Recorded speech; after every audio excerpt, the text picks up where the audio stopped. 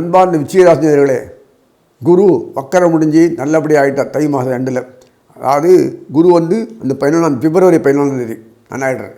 ரிஷபத்தில் உட்கார்ந்த குரு சப்தமாதிபதி, அவரே சப்தமாதிபதியாக இருக்க சுக்கிரன், அவரே பூர்வ புண்ணியத்தில் உட்கார்ந்துருக்கார்.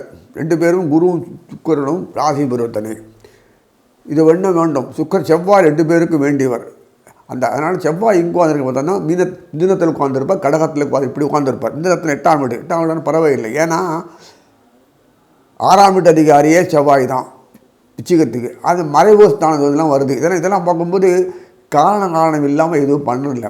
சனீஸ்வரர் தொடர்ந்து 4ஆம் வீட்டில் உட்காந்துருக்கார். அவர் தொடர்ந்து செவ்வாய் பார்க்கக்கூட்டதுக்காக 8ஆம் வீட்டில் உட்காந்து பார்க்குறார். இதெல்லாம் நிறைய விஷயங்கள்லாம் நமக்கு தெரியாது, கண்டு தெரியாது. அதனால் இதெல்லாம் காலகாலத்தில் பண்ணுறதுனால இதில் என்ன போய்ட்டுன்னா, பகைவனும் மாறி நல்லவனாய் உனக்கு உறவு கொண்டாடி உனக்கு வேண்டியதில் பண்ணி கொடுத்துட்டு போயிடுவான்.